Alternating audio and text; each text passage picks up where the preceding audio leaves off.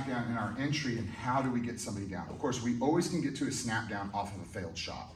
That's not really a snap down, is it? It's just a failed shot and now they're in turtle. But for us to get them to turtle by snapping them down, there's two big positions. There's the inside ties, so you get these double inside ties here, and we can control them and snap them down.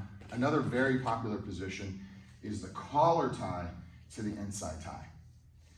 Now, if you're dealing with a really naive partner, yeah, they're gonna allow you just to step up and get that control, and they'll probably return the favor, right? But we're going to try to develop a skill set that isn't for this level person.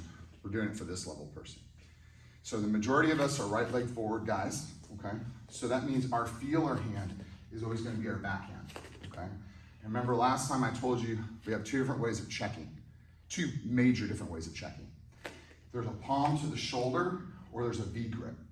I'm a big believer in the thumb, and it's really good. I can't do it with my right, but with my left, I like to use that thumb right where the trap meets the neck.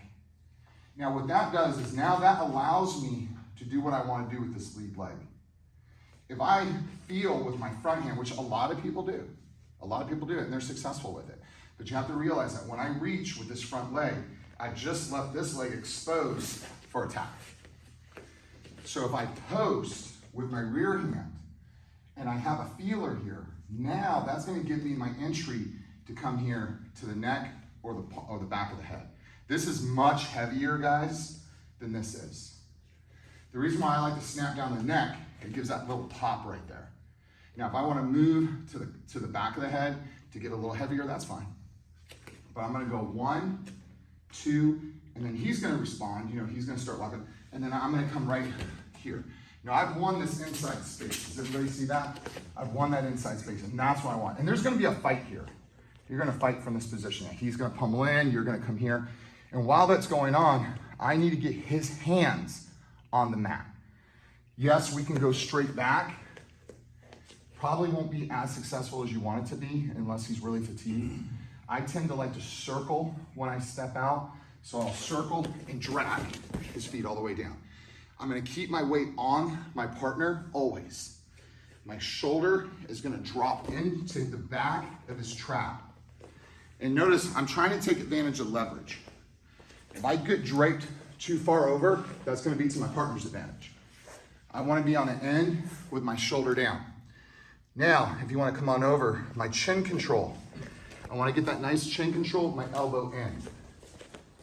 If my elbow flares out and he controls this elbow, it's gonna be very easy for him to start to escape out that way, put pressure down, and come on out. And I don't want that to happen. So I want to keep pressure down. I want that chin control, and I want to continue to control this arm. Notice how Jackson has his forearm on the mat. That's what I want. If his hands are up on the mat, that's not good. He still has a lot of mobility. So how do I get that forearm to the mat? I keep dragging him back. But very important, remember that chin control that I had? I'm actually going to make him look this way. So as I make him look, and this is a detail I didn't show you last time, as I make him look this way, I'm going to put pressure on this arm. So I'm going to try to drag this arm out as I keep backing up, and I want to get that forearm down. Once that forearm's down, I'm going to take my angle. If I'm able to achieve this angle, that's when this hand that's from the chin will release and go to the armpit. Now remember, I told you with the little guys, like young kids, I always teach them, put your hand on your belly, because that's the path they want. You guys don't necessarily have to do that, okay? Just take this hand, it goes to the armpit.